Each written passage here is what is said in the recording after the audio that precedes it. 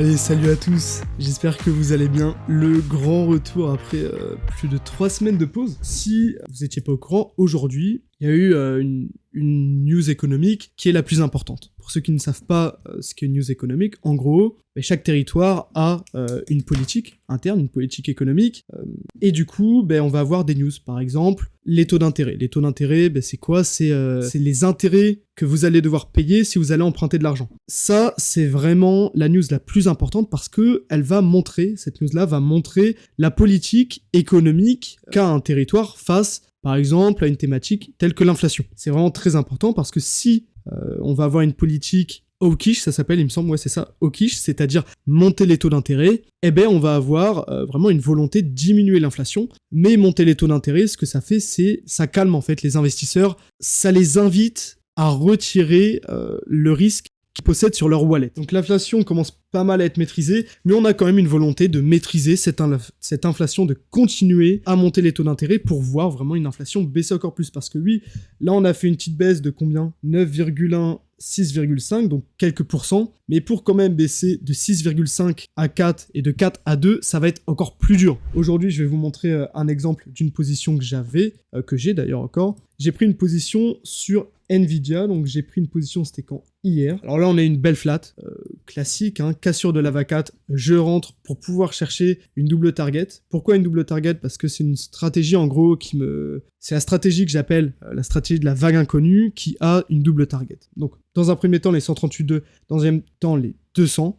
Et en fait lorsqu'on a des news, on va avoir une forte volatilité. Alors on va avoir par exemple des gros pics comme ça. Vraiment c'est typique des news.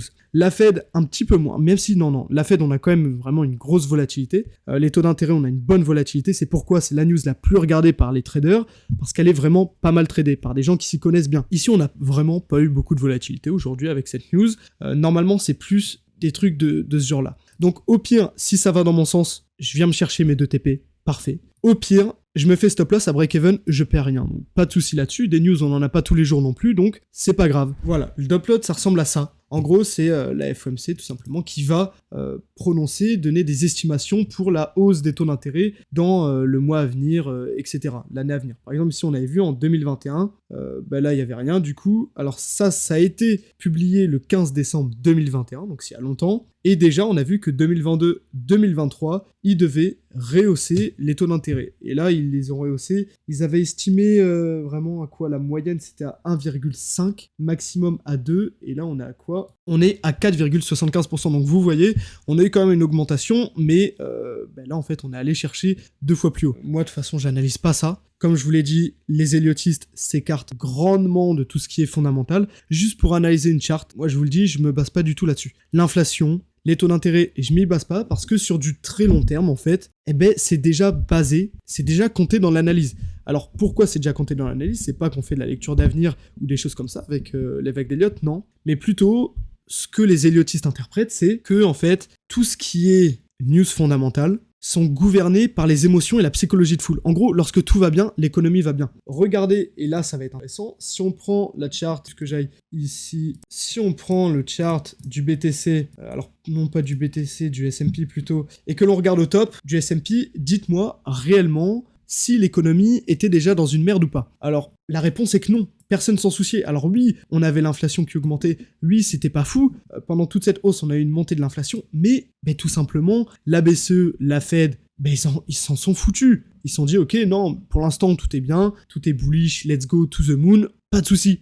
Et ensuite, une fois qu'on a eu un premier retournement, parce que oui, il y avait plus d'argent à tout simplement réinjecter dans le système, là on a commencé à se casser la gueule, et là on s'est tourné sur des choses beaucoup plus importantes, du type augmentation des taux d'intérêt, et c'est ce qui a aggravé la chute. Néanmoins, avec les vagues d'Elliott, ça, on l'analyse pas du tout. Et si je regarde le marché des crypto-monnaies, j'ai l'impression aussi qu'on a ce début de retournement qu'on avait justement interprété. Pour l'instant, on a quelque chose de très intéressant. En vrai, avec ça, je sais pas si vous avez remarqué, si ça fait tic dans votre tête depuis qu'on a fait vraiment une belle cassure pour aller à la hausse, mais en tout cas, vraiment curieux. Très intéressant en tout cas que voir que les probas commencent à réagir. Alors après, encore une fois, on est qu'au début. Moi, j'attends réellement un vrai mouvement aussi pour vérifier cette hypothèse-là, encore une fois. Mais intéressant. Je vous avais mis ici Le tweet, après 3 semaines de pause, bref, je reviens blabla, ça on s'en fout. L'indice en gros du thème de ce soir c'était « C'est un outil sous-estimé des pseudo-traders permettant d'améliorer significativement ses performances ». C'était l'indice. Et en gros, pour celui qui trouve en premier le thème, le sujet du live plutôt, le petit sujet du live, eh ben tout simplement je lui offrais mon ebook ou une analyse au choix, les journaux de trading. Est-ce que vous avez un journal de trading? Déjà, mettez-moi dans les commentaires si vous tradez, mettez-moi je trade et j'ai un journal de trading ou pas du tout. Je vais vous parler de ceci parce que c'est super important d'avoir un journal de trading. Pourquoi? Ben on va voir ça justement. En gros, un journal de trading, pour ceux qui ne savent pas ce qu'est un journal de trading, c'est pas compliqué, vous allez recenser toutes vos positions, comme je le fais par exemple moi ici, le 2 novembre 2022 par exemple, sur le DAX, j'ai mis la position avec les différentes étapes de la position, par exemple la ABC, je voulais aller en bas, la cassure du canal, je vais chercher la target, et puis ensuite, complément, bref, on y va, pour réaliser un profit de 1,63 R, donc voilà un peu, donc là c'était pas un magnifique trade on va dire, mais en gros tu fais ça avec toutes tes positions, et ensuite, à l'issue de ce mois, tu fais quoi? Ben, tu vas analyser toutes les datas de ton trading, sur chaque mois, sur chaque semaine, sur chaque année, et c'est réellement important parce que tu vas savoir là où tu as fait des conneries, vraiment tu vas avoir un gros recul sur ton trading. Par exemple, pour ce mois de novembre ici, on a vu que le mois de novembre était profitable, vraiment, ça, j'avais fait toute une analyse sur ce mois de novembre, hein, vraiment meilleur mois de trading que j'ai pu faire, avec le nombre de trading que j'ai fait, et vous allez avoir un suivi pour pouvoir corriger votre trading. Et ça, c'est réellement important. Alors là, je vais vous donner quelque chose de bien, je vais vous donner un outil gratuit, comme ça vous allez pouvoir avoir un truc plutôt cool, ça peut être pas mal pour vous, je pense. C'est Trade Tracker, je vais vous mettre le lien, et en gros, c'est un journal, justement, comme tu m'as demandé, 5K, je pense que ça peut être bien pour toi. En gros, si vous tradez les cryptos, c'est vraiment un truc classique. Donc voilà, un journal de trading classique. Vous allez regarder. Là, par exemple, vous avez... c'était un compte que j'ai créé il y a longtemps, ce truc-là. Vous allez avoir votre balance, les tags, tout ça, votre win rate. Donc ça, nickel. Super bien. Néanmoins, pas ce que je veux parce que moi, je veux pas un rendu sur l'argent que je fais ou les pourcentages, mais plutôt sur le facteur R. Moi, c'est réellement ce qui m'importe. Je veux avoir mes graphiques comme ceci, c'est-à-dire en gros une évolution de mon wallet par rapport au facteur R, par rapport au risque que je prends par trade. C'est ce qui permet de comparer plusieurs traders entre eux. Comparer sur un pourcentage, vous pouvez pas comparer deux traders entre eux parce qu'ils n'auront pas le même facteur R, le même risque par trade, ils n'auront pas le même. Donc directement, vous pouvez pas me comparer à un autre trader si tout simplement si on base notre unité en pourcentage. Et donc ça, j'ai pas trouvé. J'ai réellement pas trouvé, c'est pourquoi je me suis lancé ce projet de me construire moi-même mon propre journal de trading, un peu à l'image de Trade Tracker, mais avec l'unité que je veux. Et donc je vais vous montrer ça un peu. Alors c'est toujours en cours de construction, j'ai passé énormément de temps, et puis voilà. Dites-moi ce que vous en pensez un peu de cet Excel. Alors du coup, c'est vraiment en cours de préparation. Là, capital départ, les gars, c'est pas mon capital départ. Je préviens vous prévenir. Ouais, ça c'est du Excel. Le site que je t'ai mis, c'est pas Excel, c'est un site. Mais moi, ça c'est le mien que je vais me créer pour vraiment correspondre à tout ce que je veux. Et du coup, oui, ça c'est Excel. Je savais pas du tout qu'on pouvait faire un truc de fou avec Excel comme ça, avec un menu. Donc là, on peut aller bien loin. Vous pouvez voir, on peut cliquer comme ça. On peut aller sur paramètres pour vraiment mettre tous les paramètres que vous voulez. Et puis voilà, là après je vais faire un menu pour choisir les mois d'analyse. Mais dites-moi, qu'en pensez-vous? Ça m'a mis vraiment beaucoup de temps, j'y passe énormément de temps, ça fait 2 mois que je suis dessus. 2 mois, non, ça fait 1 mois plutôt. 1 mois que je suis dessus, mais quand je vous dis je suis dessus, c'est j'y passe énormément de temps, j'y passe toutes mes journées. Est-ce que vous vous rappelez à l'époque, lorsqu'on a passé le DXY il y a très longtemps?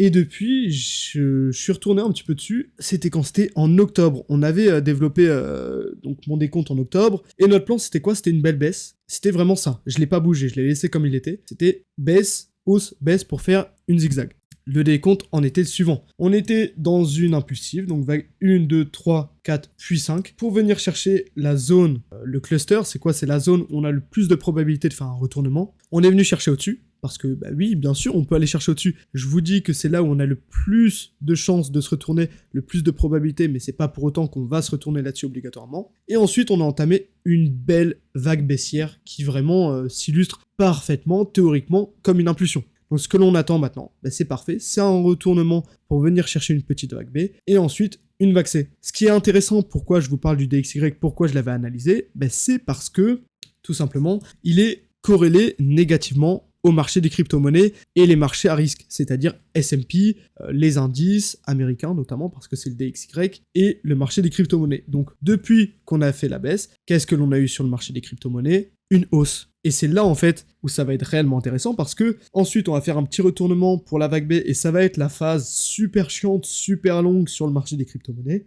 Mais lorsqu'on va repartir à la baisse, eh ben c'est là où on va avoir la possibilité de faire un nouvel ATH. Donc on va passer maintenant sur du weekly, voir ce que l'on a dans une time frame un petit peu plus faible. Ici, je vous ai mis le décompte, le sous-décompte en bleu et le gros décompte toujours en jaune. Ce que l'on a eu, c'est quoi? 1, 2, 3, 4, 5. Classique. Alors après, la vague 5 était un petit peu compliquée à décompter parce qu'en fait, elle est tronquée. Et ensuite, vague 1, 2, 3, 4, 5. Ce que j'attends maintenant, c'est un retournement à la hausse pour venir chercher une vague B. Pourquoi j'attends un retournement à la hausse? C'est qu'on a cette jolie vague 1, 2, 3, 4, 5. Au niveau des indicateurs, ce que l'on a, c'est vraiment parfait. Ce que l'on attend, c'est un retournement à la hausse pour venir chercher ce support avec le stochastique qui est en surachat, revenir chercher notre résistance pour les tendances baissières et là retourner bien plus bas. Ça c'est classique, si vous êtes familier avec mes analyses, vous connaissez un peu comment ça fonctionne, donc j'attends ça, ce scénario-là, vague B, pour ensuite retourner à la baisse. Sur une unité un petit peu plus faible, pour rentrer un petit peu plus dans le détail encore sur du daily,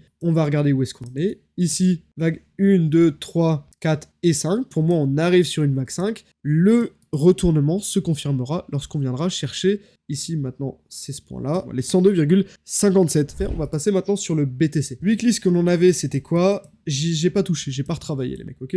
Donc on avait une 1, 2, 3, 4, 5, comme d'habitude, pour venir chercher les 50 ratios de Fibonacci, et nous ce que l'on attend c'est une cassure pour aller venir chercher la vague 5. La confirmation, je vous avais dit que c'était les 21 342, mais je pense plus que c'est les 25 342 parce que dans l'hypothèse où l'on vient chercher une flat, parce que oui, on n'est pas sorti d'affaire, on peut quand même aller à la baisse, je placerai la confirmation un petit peu plus haut. Du coup, ça sera au niveau des 25 342,09, je pense. C'est plus précis et beaucoup moins dangereux de placer la confirmation ici. Nous, notre attente, c'était quoi? C'était ce tracé-là, d'aller à la hausse. Bon, on est venu un petit peu plus haut, nickel. Sur du daily, ce que l'on avait analysé, c'était quoi? C'était la potentielle vague 1, 2, 3, 4, puis 5, ou alors on avait un second scénario aussi, c'était vague 1, 2, 3, 4, 5. Néanmoins, avec la cassure du marché ici, c'était vraiment propice à un retour à la hausse, et du coup j'avais plus privilégié ce scénario-là que le second. Et du coup, nous, ce qu'on attendait, c'était quoi? C'était un retour à la hausse pour venir chercher bien plus haut. Sur du H4, vous allez voir que c'est encore plus bluffant. Nous, ce que l'on attendait, c'était quoi? C'était, on avait notre vague 1, 2, vague 1, 2, 3, 4, 5, j'y ai pas touché, et là justement, on va le modifier ensemble. On a eu du coup notre vague 3, vague 4, vague 5 qui se positionne où? Qui se positionnerait ici, j'ai bien envie de dire. Et du coup, est-ce qu'on est dans une vague 4 pour directement aller chercher une vague 5 ou est-ce que l'on va venir chercher une vague 5 un petit peu plus tard pour faire une ABC, X, ABC? Je sais pas. Pour l'instant, avec le mouvement de marché des cryptos, là aujourd'hui, on fait une belle petite perf. Donc, je m'avancerai pour dire qu'on vient chercher une vague 5 directement. Un petit peu plus haut. Néanmoins, une fois que l'on aura cherché notre vague 5, 1, 2, 3, 4, 5, ce que l'on aura, c'est quoi? C'est vague A, vague B et vague C pour revenir chercher cette zone-là, je pense. Et ensuite seulement, on ira à la hausse. Mais pour l'instant, c'est un peu trop tôt, je pense, avant d'avoir un gros retournement à la baisse. Donc j'attends encore. On va mettre un peu nos attentes. On va analyser, on va aller un petit peu plus loin sur du H4. Voilà, un petit update, simple, efficace. Ce que j'attends du coup, si on est venu chercher la vague 4, c'est vague 5 pour venir chercher la zone des 26 704 et ensuite avoir le gros retracement pour venir chercher une grosse vague 2 qui pourrait d'ailleurs venir bien plus bas que ça. Elle pourrait venir, là on est sur une vague 2, c'est vrai, une vague 2 même d'ailleurs, elle pourrait venir totalement ici et je pense qu'elle irait plus ici d'ailleurs. Donc je vais mettre ce tracé là comme ça sera plus propre. Donc une analyse repose sur quoi? L'analyse repose sur des probabilités. Ici c'est si on vient casser ma confirmation, alors on aura de fortes probabilités pour venir chercher la vague 5 qui est située entre les 102 356,60 et les 122 922 $.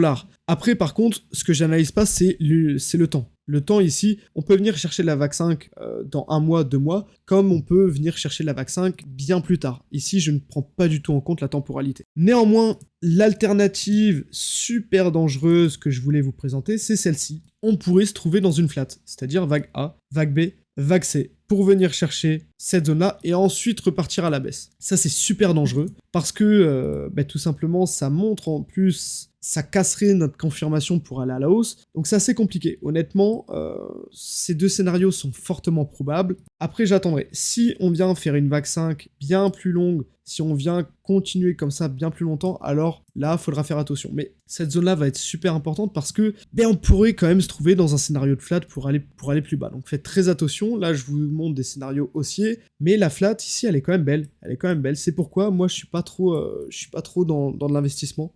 Surtout dans les cryptos, je suis plus dans du trading parce que là, tu vois, si tu fais du trading, tout simplement, ton trade, tu le perds, c'est tout. D'ailleurs, dites-moi dans les commentaires là, est-ce que vous êtes plutôt bullish ou bearish sur le marché des crypto-monnaies? Parce que rappelez-vous, la dernière fois qu'on était ensemble, vous étiez, pour la plupart, vous étiez full bearish, les gars. Je suis désolé de vous le dire, mais à chaque fois, on tâtait la température entre nous, et la plupart d'entre vous, voire même la quasi-totalité, rêvaient d'avoir un BTC, venir chercher les 14 et les 13K. Le nombre de personnes qui me demandaient, qui me demandaient ce que je pensais un peu de venir chercher les 13K, parce que vous étiez, pour la plupart, tous à vouloir chercher un BTC à 10K, 13K, vous étiez tous comme ça les mecs.